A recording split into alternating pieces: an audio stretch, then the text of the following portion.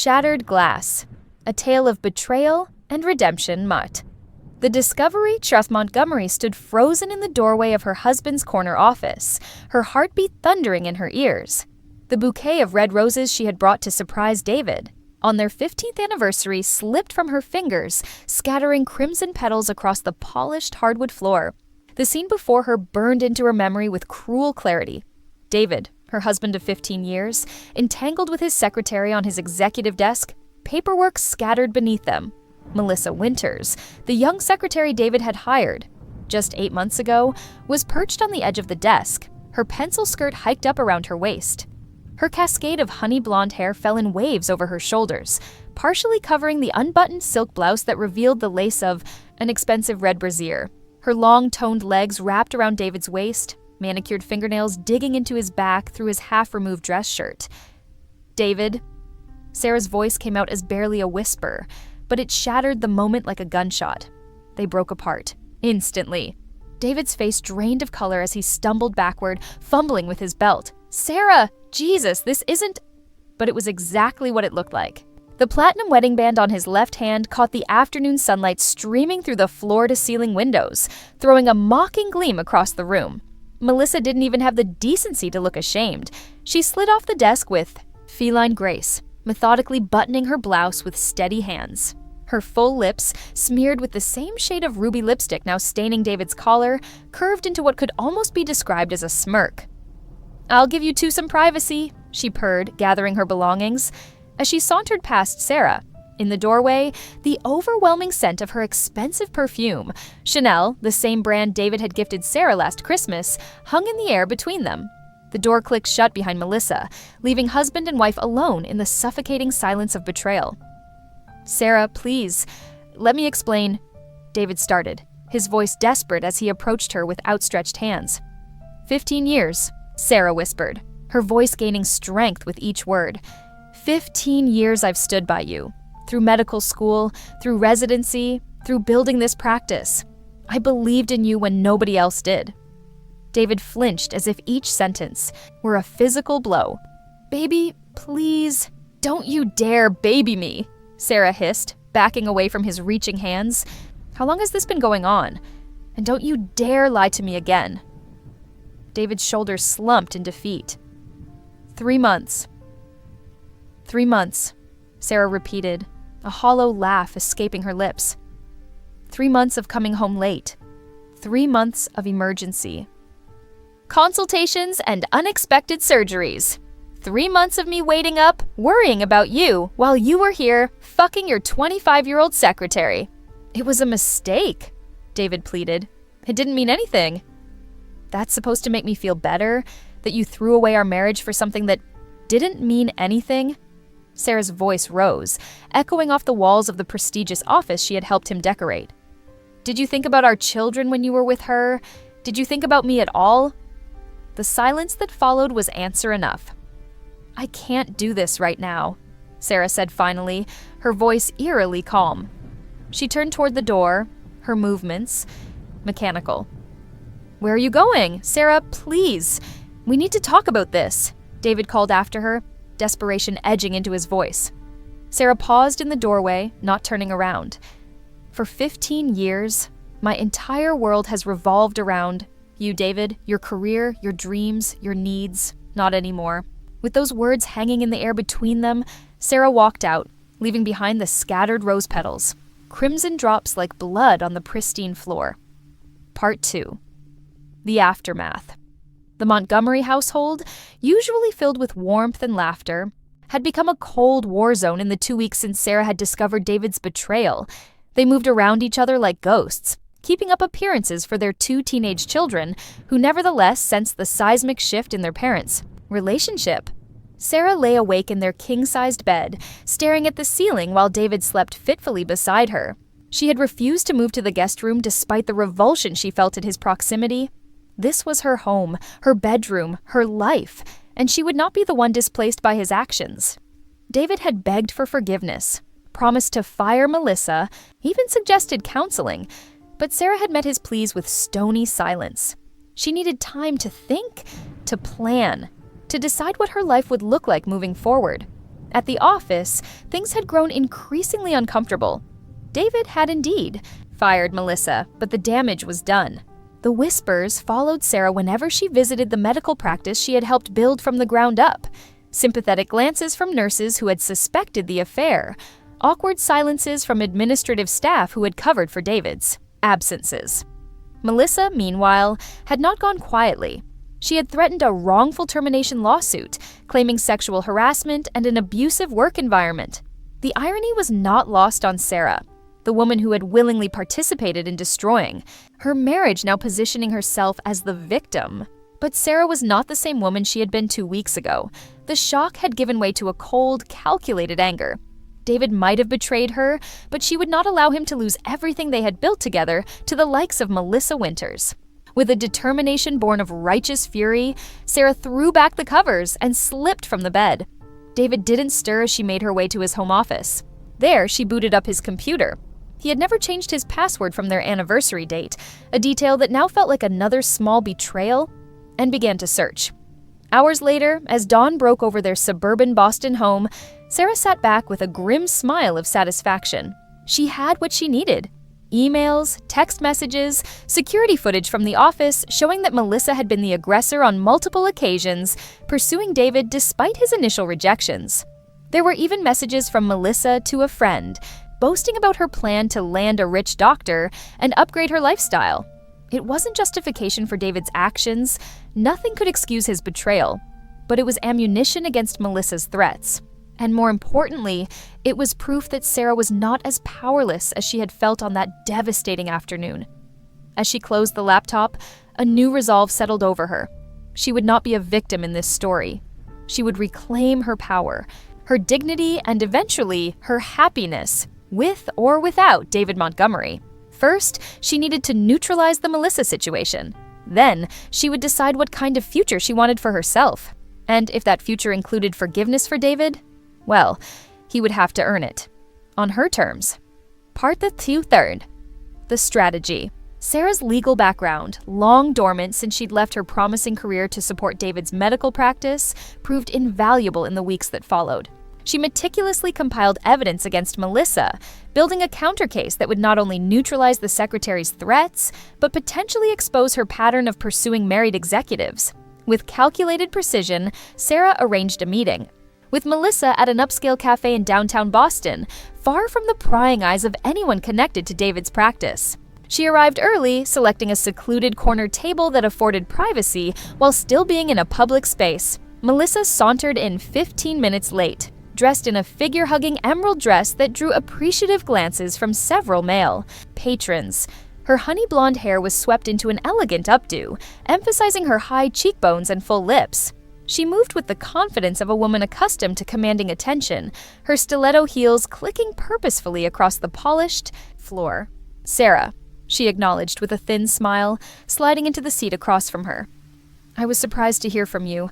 I assumed David would be handling all communication going forward." "David doesn't know about this meeting," Sarah replied, coolly, noting how Melissa's eyes widened slightly at this information. "This is between you and me." Melissa leaned back, crossing her legs slowly. "I'm listening. I'll get straight to the point," Sarah said, opening a sleek leather portfolio. "Your lawsuit against my husband is going nowhere, and we both know it. What you don't know is that I have enough evidence to not only discredit your claims, but potentially file charges against you for blackmail and extortion." She slid several printed emails across the table, correspondence between Melissa and a friend, detailing her plan to seduce David and then threaten legal action if he ever tried to end their affair. The color drained from Melissa's face as she scanned the documents.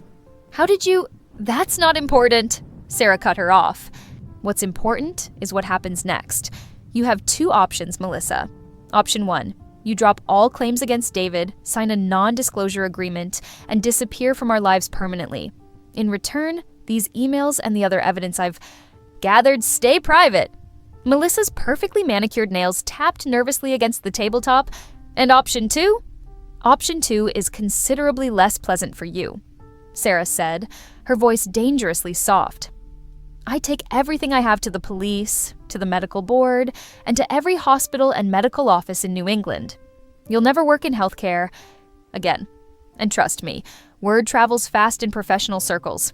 Your reputation will precede you in whatever field you try to enter next. For the first time since Sarah had met her, Melissa Winters looked genuinely frightened. "You're bluffing," she said, but her trembling voice betrayed her uncertainty.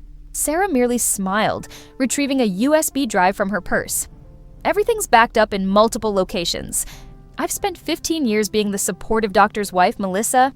I've hosted charity galas, befriended hospital administrators, and built relationships with people in positions of power throughout this city. People respect me. They'll listen when I speak."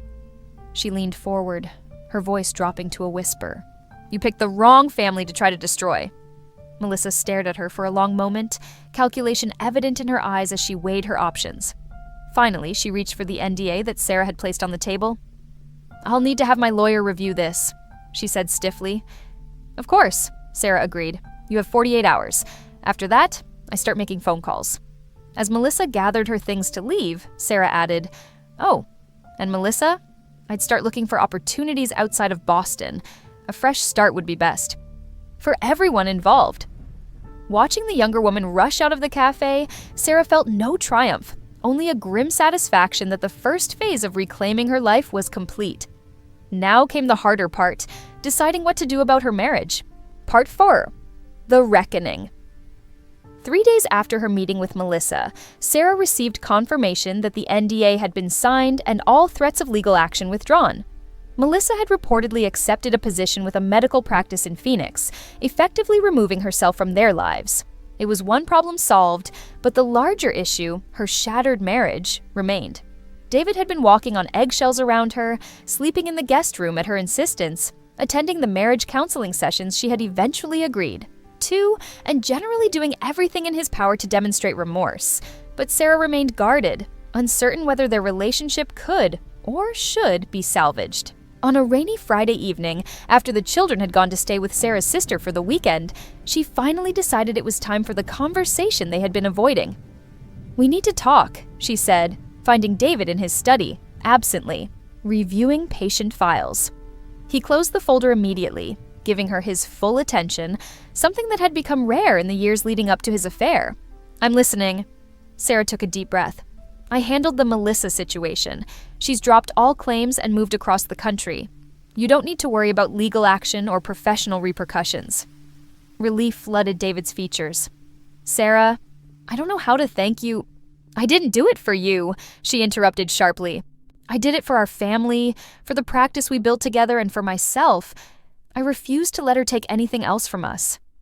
David nodded solemnly. "I understand. And I'm still so sorry for what I'm not finished," Sarah said, holding up a hand. "I've been doing a lot of thinking these past few weeks. About us, about our marriage, about how we got to this point." She moved to the window, watching raindrops trace jagged paths down the glass. Not unlike the tears she had shed in private moments when her pride wouldn't allow her to break down in front of David. "I realized something important," she continued. "While what you did is unforgivable, I bear some responsibility for the state of our marriage before the affair." David looked startled. "Sarah, no, this was my mistake, my weakness." "Let me finish, David," she said firmly. "For years, I lost myself in your career, your ambitions. I set aside my own dreams, my own identity. I became Dr. Montgomery's wife instead of Sarah Montgomery, the woman with her own goals and passions. And somewhere along the way, we stopped seeing each other, really seeing each other." She turned to face him, her expression resolute. "I'm not excusing what you did, but I am acknowledging that we both allowed our marriage to become vulnerable." David rose from his chair, approaching her cautiously. "What are you saying?" "I'm saying that I haven't decided yet whether I can forgive you, whether we can rebuild what's been broken," Sarah replied honestly. "But I do know that if we have any chance at all, things need to change fundamentally. For both of us." She reached into her pocket and withdrew a folded document. "This is a post-nuptial agreement. My lawyer drew it up. It protects my interests and those of our children if you ever betray this family again." David took the document with trembling hands, scanning its contents. His face paled as he realized the financial implications. He would walk away with virtually nothing if he ever cheated again. "I'll sign it," he said without hesitation. "Sarah, I'll do whatever it takes. I know I don't deserve another chance, but if you're willing to try, I swear to you I'll spend the rest of my life making this right." "There's more," Sarah continued. "I'm going back to law school in the fall. Part-time at first, but with the goal of eventually returning to practice. I've already been accepted at Boston University." David's expression registered surprise, then understanding, and finally, respect. "That's fantastic, Sarah. You were an incredible attorney. You still are," as Melissa discovered. A ghost of a smile flitted across Sarah's face. "Yes, well, it turns out I haven't lost my edge after all these years." "What else?" David asked, sensing there was more to her terms. "Couples counseling, not just for a few sessions, but as a long-term commitment. And you'll need individual therapy as well to address whatever led you to risk everything we built together." David nodded solemnly. "I've already started looking into therapists, and I've been thinking about scaling back my hours at the practice, bringing in a partner so I can be more present at home." Sarah raised an eyebrow, genuinely surprised by this last concession. David's medical practice had always been his pride. And joy, the thing he was least willing to compromise on. "I mean it, Sarah," he said, reading her expression. "These past few weeks facing the possibility of losing you and the kids, it's made me reevaluate everything. The practice, the prestige, none of it means anything without my family." Sarah studied him, searching for any sign of insincerity. Finding none, she nodded slowly. "Actions. Not words, David. That's what I need from you now. You'll have both," he promised, tentatively reaching for her hand. After a moment's hesitation, she allowed the contact. "Where do we go from here?" "Forward," Sarah said simply. "One day at a time. I can't promise you forgiveness yet, or that we'll ever get back what we had. But I'm willing to see if we can build something new, something stronger." As they stood together in the study, hands linked but a careful distance still between them, the rain outside began to ease, thin shafts of evening sunlight breaking through. The clouds, a tentative promise of clearer skies ahead if they were brave enough to weather the storm together. Part 5. The Rebuilding. 1 year later, Sarah stood at the podium in her law school classroom, presenting the closing arguments for a mock trial competition. At 43, she was 2 decades older than most of her classmates, but her life experience and natural aptitude had quickly established her as a formidable presence in the program. In the back row, David sat quietly, watching with unmistakable pride as his wife delivered a compelling argument that left the judging panel visibly impressed. Their children, Emma and Jake, sat beside him, their initial embarrassment at having a mom in school having evolved into genuine respect for her commitment. When the judges announced Sarah's team as the winners, David was the first on his feet, applauding enthusiastically. Their eyes met across the room, and Sarah allowed herself a genuine smile in his direction, something that had become increasingly frequent in recent months. The path to rebuilding their marriage had been neither quick nor easy. There had been setbacks, nights of bitter arguments when old wounds reopened, moments of paralyzing doubt, sessions with their therapist where uncomfortable truths were laid bare. David had struggled with feelings of inadequacy as Sarah reclaimed her independence, while Sarah had battled trust issues that surfaced at unexpected moments. But there had also been progress. David had made good on his promise to scale back his practice, bringing in 2 partners and establishing a more sustainable work schedule that allowed him to be present for family dinners and his children's activities. Sarah had excelled in her return to law studies, rediscovering a passion and confidence that had been dormant for too long. Most importantly, they had learned to see each other anew, not as the familiar fixtures they had taken for granted, but as evolving individuals with separate needs and identities that, when respected, actually strengthened their bond rather than threatened it. After the competition, the family celebrated at Sarah's favorite restaurant, a tradition they had established for academic achievements regardless of who earned them. As Emma and Jake argued good-naturedly over the last breadstick, David reached across the table for Sarah's hand. "You were magnificent today," he said softly. "I'm so proud of you, and so grateful you gave us another chance." Sarah squeezed his hand, reflecting on the journey of the past year. "We gave each other another chance," she corrected gently, "and we're building something better than before." Later that night, after the children had gone to bed, Sarah found David in their reimagined home office, now a shared space with 2 desks rather than a territory exclusively his. He was reviewing patient files, but set them aside immediately when she entered. "I've been thinking," she said, settling into the chair across from him, "about the future, about us." A flicker of anxiety crossed David's features. These conversations still triggered a fear that she might decide their marriage wasn't salvageable after all. "The anniversary of that day is coming up next week," she continued carefully, "and I've made a decision." David waited, scarcely breathing. "I forgive you," Sarah said simply. "Not because what happened wasn't profoundly painful or because I've forgotten it, but because holding on to anger and hurt is preventing us from fully moving forward. And I want to move forward, David, with you." Tears welled in David's eyes as the weight of the past year, the guilt, the uncertainty, the constant effort to redeem himself, culminated in this moment of grace he had desperately hoped for, but never felt entitled to expect. "I don't deserve you," he whispered, voice thick with emotion. "It's not about deserving," Sarah replied, moving to kneel beside his chair. "It's about choosing. Every day, we choose who we want to be and who we want to be with. I'm choosing us, David, the new us." As he gathered her into his arms, Sarah reflected on the woman she had become through this ordeal. Stronger, more independent, and paradoxically, more capable of genuine intimacy than the accommodating wife she had been before. The betrayal that had nearly destroyed her had instead forced her to rebuild herself from the ground up, creating a foundation too solid to be easily shaken again. Their marriage would never be perfect, and the scars of the past would remain. But as they held each other in the quiet of their shared office, surrounded by the symbols of their individual passions and their joint commitment, Sarah Montgomery knew they had achieved something precious, not despite their darkest moment, but because of how they had chosen to respond to it. In the end, the greatest revenge against those who sought to destroy what she held dear hadn't been punishment or retribution. It had been reclaiming her power, rebuilding her life on her own terms, and creating a relationship stronger than the one that had been broken. One where neither partner was diminished by the other's light, but both were illuminated by it. Epilogue.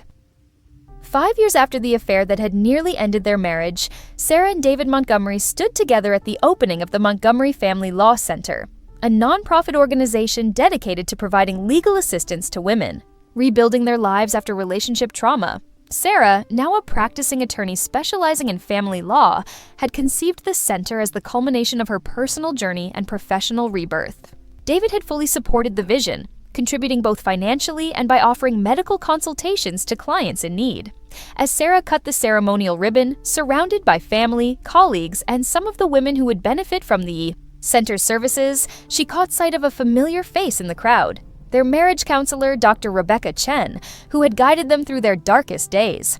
The therapist gave Sarah a knowing smile and a subtle nod of approval that spoke volumes. They had come so far from those first tense sessions when the wounds were raw and the future uncertain. Later, as they prepared to leave the successful opening event, David's phone buzzed with a text message. He checked it briefly, then deliberately turned off his phone and slipped it into his pocket. "Everything okay?" Sarah asked, noting the gesture. "Just the practice," David replied.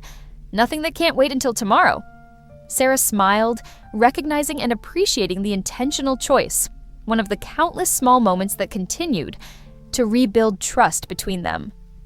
"Ready to go home?" she asked, reaching for his hand. "With you?"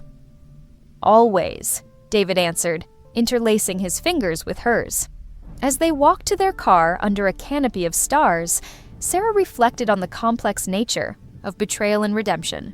The pain of David's infidelity had never completely vanished. It had simply been incorporated into the tapestry of their shared history, a dark thread that ultimately strengthened rather than weakened the overall design. Through fire, they had been forged anew, both individually and as a couple. In her darkest hour, when Sarah had felt most powerless, She had discovered a wellspring of strength she never knew she possessed. And in that discovery lay the most profound victory of all, not against an external threat, but against the limitations she had unknowingly placed upon herself. The true revenge she had learned was living well, on her own terms, with clear boundaries, renewed purpose, and the wisdom that comes only through weathering life's most devastating storms. David opened the car door for her, a gesture not of outdated chivalry, but of genuine respect. As Sarah settled into the passenger seat, she caught his reflection in the side mirror, the man she had chosen to forgive, the partner who had earned. His way back into her heart through consistent effort and authentic change. "I love you," he said simply, meeting her eyes in the mirror. "I love you too," Sarah replied, meaning it completely. Not despite their history, but inclusive of it. With all its painful lessons and hard-won growth, they drove home together under the night sky, two imperfect people who had learned that the strongest relationships aren't those that never face adversity, but those that survive it, transformed, tempered, and ultimately triumphant.